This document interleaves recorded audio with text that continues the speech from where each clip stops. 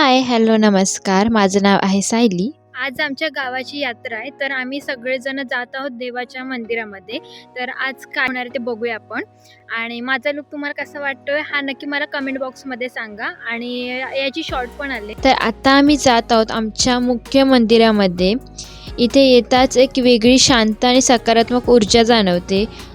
आणि आमचं मंदिर खूप मस्त बांधलं गेलेलं आहे. आत्ताच नवीन सध्या बांधलं आहे ते.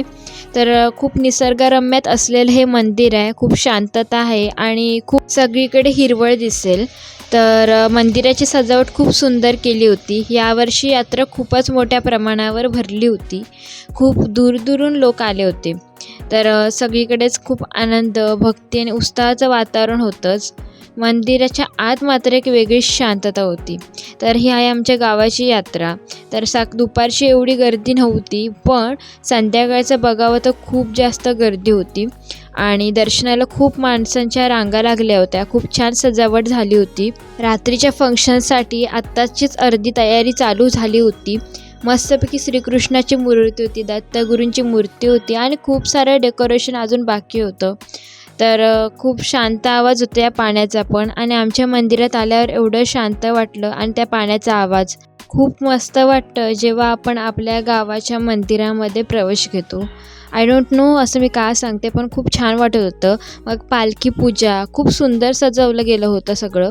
आणि सांगायचं म्हटलं तर आतमध्ये गाभाऱ्यात एवढी शांतता होती, एवढं थंडगार होतं वातावरण की ते एक्सप्लेन करणं पण कठीण आहे. कारण आय डोंट नो, तिथे खूप शांतता होती आणि खूप मस्त थंडगार होतं. आणि सगळं खूप छान सजवलं गेलेलं होतं. लाईट, सजावट आणि लोकांची तर गर्दी खूप होती. मी जिथं दाखवलेली नाही, पण रात्री खूप जास्त झाली होती. आणि मी दुपारचीही गेलेले आणि इव्हिनिंगला पण गेलेले. तर हे आमचे आहेत पालखीमध्ये बसलेले देव. आणि नंतर हे होतं गाव जेवण.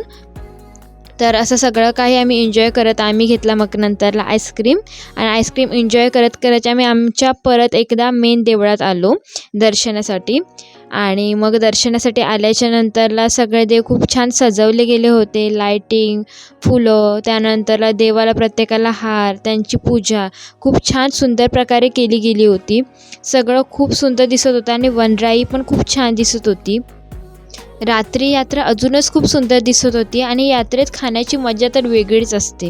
इथे आम्ही खाल्लेलं, खूप सारी मजा केलेली, फनी गेम्स पण खेळलेले.